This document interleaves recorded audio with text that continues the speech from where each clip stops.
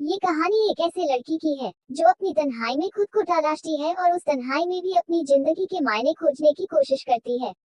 शाम का समय था। हल्की हल्की ठंडक ने कमरे के भीतर अपना घर बना लिया था। खिड़की से बाहर झांकते हुए स्नेहा ने देखा कि सूरज ढल रहा था। आसमान लाल रंग में रंगा हुआ था, लेकिन उसके मन का आसमान कुछ और ही कहानी कह रहा था। वह खाली था, शून्य। स्नेहा पिछले 6 महीनों से अकेला रह रही थी। ये तन्हाई उसने खुद चुनी थी। जिंदगी की दौड़ भाग से परेशान होकर उसने सब कुछ छोड़ दिया था, नौकरी, रिश्ते और शहर की चहल पहल।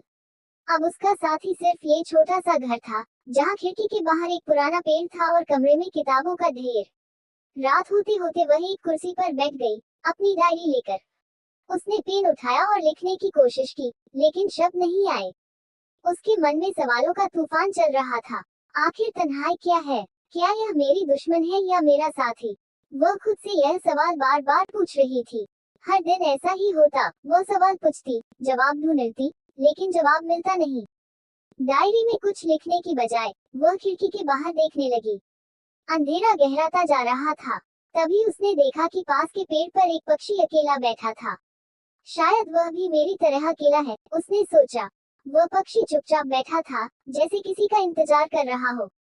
स्नेहा की आंखें उस पर टिक गईं। उसने महसूस किया कि वह पक्षी उसकी तरह ही लग रहा था, अकेला, शांत, लेकिन जिज्ञासु। कुछ देर बाद वह उठकर अपने घर के कोने में रखे हुए एक पुराने रेडियो को चालू करता है। संगीत की धीमी धुन कमरे में गूंजने लगती है। वह आंखें बंद करके उस धुन में खो जाती है। शायद तन्हाई को महसूस करने का यही तरीका है, उसने सोचा। तन्हाई उसे डराने के बजाय अब सिखाने लगी थी। वह महसूस कर रही थी कि अकेलापन भी एक अवसर है, खुद से मिलने का, अपने सवालों के जवाब खोजने का।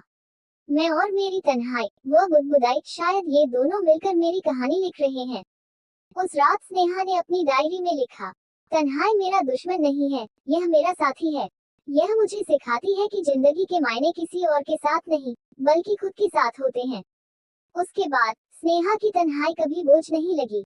वह उसकी सबसे अच्छी दोस्त बन गए। तन्हाई हमें खुद को समझने का मौका देती है। ये दर्दनाक तो हो सकती है, लेकिन अगर इसे अपनाया जाए, तो ये हमारी सबसे बड़ी ताकत बन सकती है। मैं और मेरी तन्हाई। अगर आपको कहानी अच्छी लगी तो चैनल को लाइक करें और सब्सक्राइब करें। धन्यवाद।